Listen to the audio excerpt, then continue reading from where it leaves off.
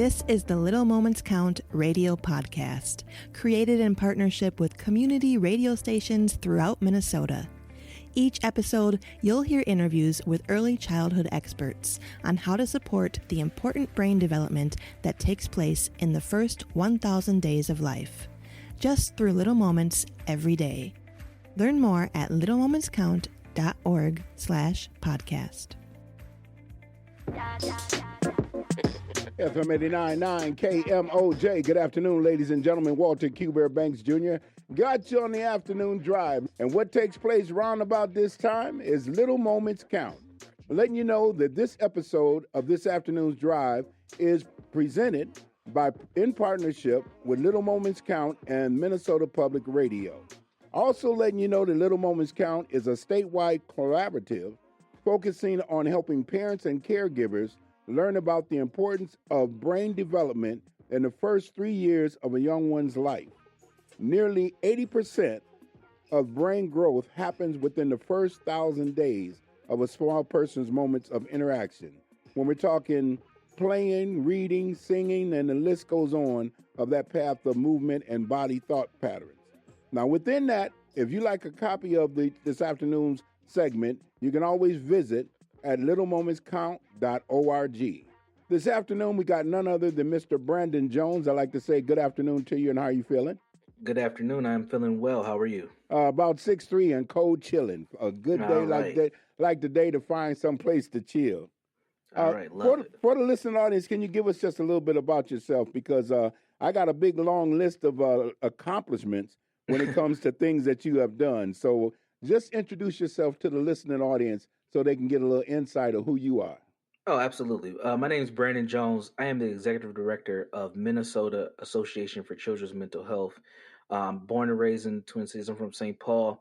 And ultimately, all the work that I've done has been trying to improve the mental and emotional well-being of our communities through working through our children. So now for the listening audience, can you just give us a little bit of insight with when it comes to the thing of serve and return, when it comes to the interactions of a young person's life and that brain development? Absolutely. And serve and return is something that many parents and caregivers probably realize they're not even doing. It can often happen pretty natural, but we do want to focus on it and call it out because we should do more of it, even though it does come natural from time to time. We should do as much of it as possible because it is such an important element of a young person's development. Serve and return is the back and forth interaction between a child and caregiver. A baby serves by crying, babbling, smiling, and even reaching out towards you. And then the caregiver returns by responding with comfort, with talking back, smiling, mirroring gestures. These are the moments that are not just sweet exchanges. They are essential for building blocks for the brain.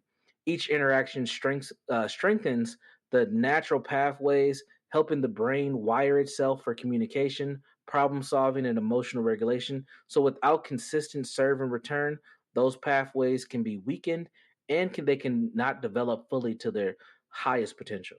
Now, when we're looking at serve and return and the whole development side of it, well, when we're talking about interaction and helping to form and secure the attachments, now give us just a little bit of insight because there's this thing called stress. Where does it sit in with the stress factors? Yeah, well, when you're stressed out, your baby's stressed out, and you're not engaging in the most healthy way as possible. So it's important that when you're dealing with a lot of stress, you focus in on attachment and you focus in on stress protection. So let's talk a little bit about attachment first. When caregivers respond consistently, the child learns that the world is safe and predictable. When you're stressed out, usually you're not that as consistent. You're pushing things away, you're denying, you're giving away, the phone, the tablet, something to keep the baby calm while you're dealing with all the other things that are happening around you. But when you have that secure attachment and you're being consistent, what that does is it builds trust and a foundation of secure attachment. So it's very important that we connect with our children, which then leads to stress protection. This is the responsiveness that the caregivers utilize to help them regulate a child's stress response system. So children get stressed out as well, and they respond in certain ways. So instead of being overwhelmed by your cortisol, which is your main stress hormone, we want to make sure that the child experiences what's called co-regulation. So you're dealing with your stress, the child's dealing with their stress at the same time, and you're learning how to be calm all together. and that's called co-regulation. So again, what we like to talk about is secure attachment and strong regulation skills to help protect the child from having long-term impacts of of adversity and dealing with toxic stress. Now, when it comes to talking about incorporating the serve and return, what are some of the things that a parent or caregivers can do with the young ones when it comes to activities on a daily routine? Absolutely. Now, I mentioned this before. A lot of times, parents and caregivers are doing things already and they don't realize how much of an impact those things make. So, I'm going to point out some things that you're like, hey, I already do that. I've done this with my grandbaby before. These are things that make a lot of sense.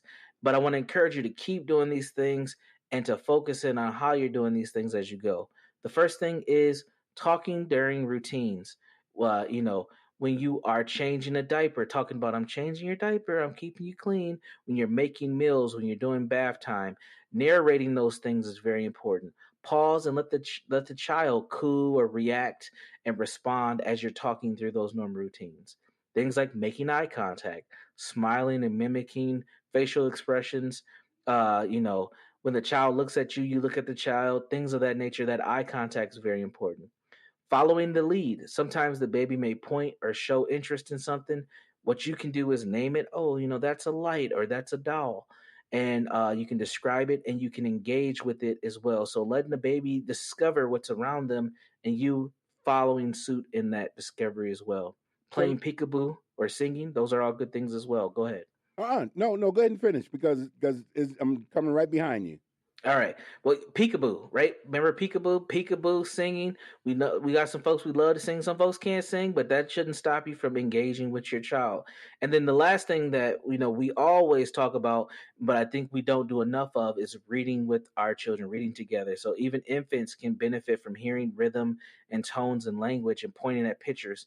Even if they can't read and they don't know what they're looking at, that still helps to develop their brain. Yeah, because one of the things I was going to ask is about when it comes to a young person's life, and we're talking about, you're saying within the first 3 years of one's life. When you're talking about those different things of serve and return, is there age number that's closer to where you'd say is more impactful, to work on those things? There's not really a more impactful those first 3 years are so significant. One's not more impactful than the other. They're just very important. And what I will say is this: it's critical that we focus in on those first 3 years, because what's happening is there's so many connections going on in the brain in those first 3 years. It's very, very important that we establish healthy behaviors from birth to 6 months. Early bonding is important. Responding to cryings, touch, eye contact is important. From 6 months to 18 months, the babbling, the gestures, the joint attention for growth, all those things are important for us to engage in with the child. Responding to language and development is all taking place. And then from 18 months to 36 months, the toddler is starting to test their independence. But we still need to be consistent, helping them move around, understand things, problem solve, develop their social skills and their emotional regulation. So again, those first 3 years are critical. I don't want to say that they're more important than any other, but if we do a bang out job right there, our children have an awesome opportunity to be great young people and great citizens of this country. So now, how important is it to, at a very young age, because we're talking about, from the date of birth until 3 years after, that in between time, right in between there, how important is to enforce the words of power of love and the spirit of just positive reinforcements that helps that youngster to grow up to be and create character? Amazing question. It's not important just to say it, it's more important to live it in action.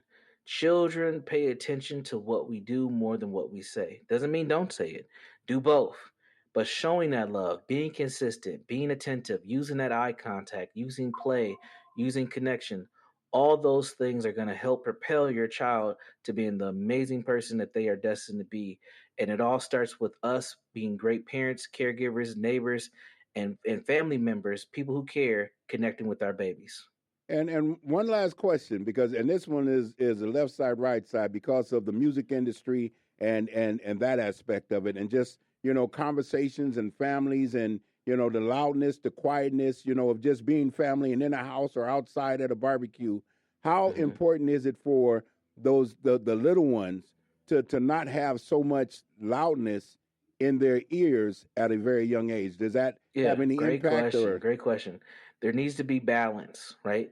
Consistent noise or consistent distractions is another way to think about it.